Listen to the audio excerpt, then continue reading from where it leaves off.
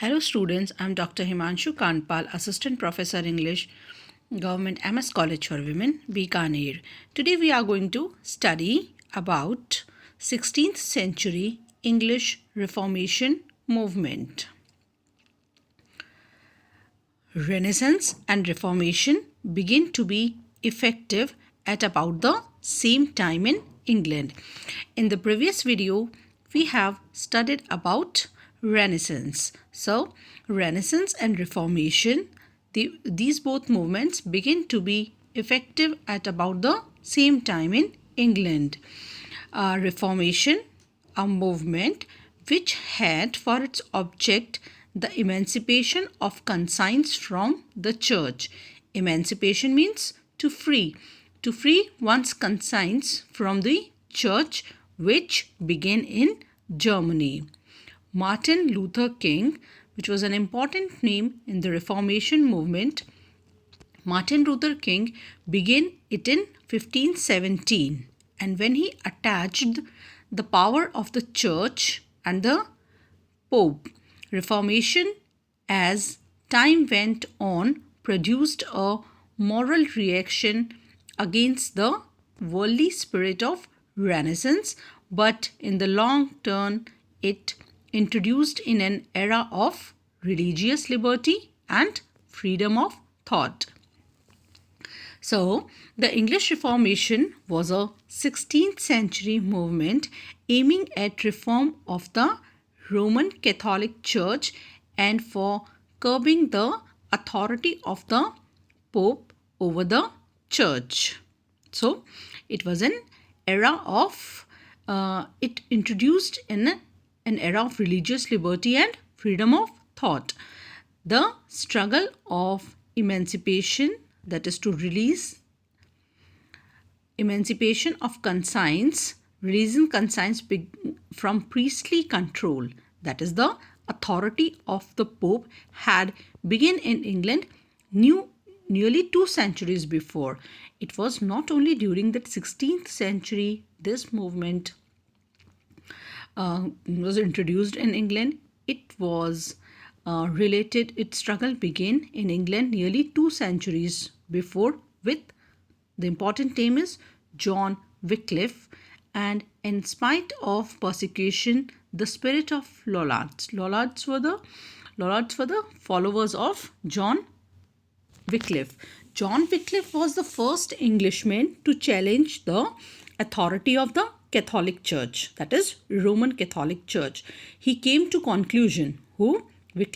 conclusion that clerical pretensions has raised a barrier between man and God, and both by pen and pulpit he tried to break it down. So it was called as Lollard movement. The movement was first a position of importance to Catholicism in England. This movement was associated with the European Protestant Reformation, a wider religious and political movement. In Western Europe, Catholic Church had become politically powerful. The corrupt clergymen established control over people. One important thing is that the corrupt clergymen established control over people by exploiting their religious beliefs, by selling of indulgences for salvation, by prompting people for pilgrimages and other such activities. What the clergymen of that time were doing, they were influencing people through the church to behave in the manner as they want. So, in spite of the persecution of Lollards, this movement survived until the reign of Henry VIII. The spirit, strengthened by the example of German and Swiss reformers, supplied the moral force which found in Henry's political separation from Rome in 1531 on the occasion of the annulment of his first marriage. An opportunity for radical theological reforms. The message of Reformation went through the country in the sermons of Hugh Latimer, who was the most powerful preacher of the day. Churches became centers of corruption due to increase in political power and accumulation of material wealth.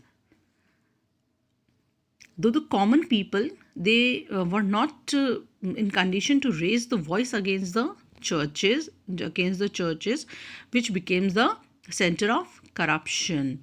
It was the activists like Martin Luther in Germany in 1517 and John Calvin of Geneva to initiate church reform movement. Martin Luther King laid the foundation of this movement in 1517 with the publication of his book, The 95 Theses.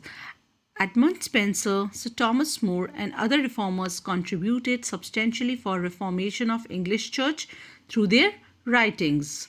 The Reformation resulted in split of Christianity and converted much of Northern Europe to Protestantism. In 1534, King Henry VIII of England, we are now talking about England, he stated publicly the sovereignty of Pope. He renounced the sovereignty of Pope and declared, he stated publicly that they no longer believe in that thing. They no longer believe in the sovereignty of Pope and declared himself the head of English Church. English instead of Latin became the language of religious officers.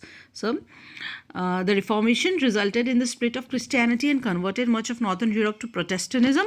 Protestantism believed in attainment of salvation through individual faith. Therefore, its followers emphasized the need for every individual to read the Bible.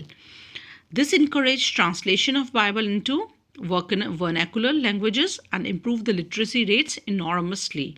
Now, Bible came into in the hands of the common people. This also checked the powers and role of clergy, who otherwise acted as intermediates between man and attainment of salvation. The spread of this movement abolished papal authority and corruption of clerics. It also helped in the decline of feudalism. Most importantly, it laid the foundation of intellectual progress by awakening the common man.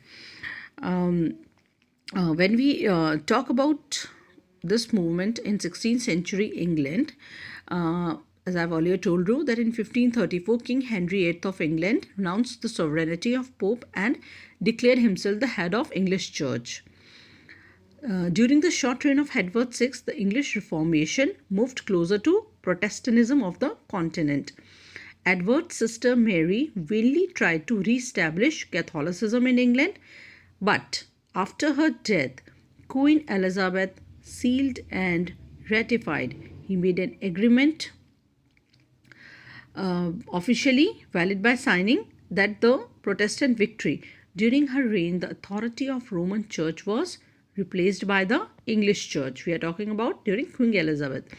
The general atmosphere of individualism and self-reliance reinforced the proposition that man is responsible directly to his God without the necessary mediation of an ecclesiastical hierarchy, that is the related to Christian church, and that he is entitled to have the Bible in his own tongue so that he can make his own interpretations of the will of God rather than accept a series of the official dogmas or the beliefs. The Reformation was a continental movement. Renaissance and Reformation were two different manifestations of the same spirit. Consequently, most importantly, it laid the foundation of intellectual progress by awakening the common man. Consequently, new knowledge and ideas were propagated. Printing press was invented. America was discovered and great literature was written. William Tyndale translated Bible into English from Greek and Hebrew. Edmund Spencer wrote The Fairy Queen, one of his famous works, to express his desire for the reform of Roman Catholicism. Sir Thomas More, through his Utopia, imagined an island where all religions coexist harmoniously and tolerance is practiced. So, Renaissance, when we talk about Renaissance and Reformation, they both were two different manifestations of the same spirit. Both these movements were basically a rejection of authority. They both rejected authority and tradition in favor of individual initiative and authority. One of the great historian, W.H. Hudson, writes, while the Renaissance aroused the intellect and the aesthetic, that is the cultural faculties, the Reformation awakened the spiritual nature of people. The same printing press which diffused the knowledge of the classics, the classical literature, put the English Bible in the hands of the common people, and the spread of an interest in religion was inevitably accompanied by a deepening of moral earnestness. Reformation is briefly explained as the religious movement arised out of the revolt of the Martin Luther against Pope's supremacy, that is the Roman Catholic Church, and upon scriptural authority. They want to free the people from the clutches of the church. The consequences produced by the conjunction of the Renaissance and the Reformation resulted. Both the movements, we are saying that they both begin to be effective at about same time in England, resulted in the growth of a new spirit of rationalism, repudiation, that is refusal to accept the papal authority, the growth and development of national languages, and ultimately the growth and development of Puritanism. Moody and Levitt remark, the Reformation and the controversies, religious and political, which grew out of it, gave occasion for what we should call journalism in the form of pamphlets, so that it could so common man could be reached, serious and satirical in both prose and verse. The great English writers of this period, Edmund Spencer, Ben Jonson, John Milton, John Bunyan, are the true children of both Renaissance and Reformation. This is all about Reformation and its influences on literature. I hope you like the video. Share, like and subscribe. Thank you.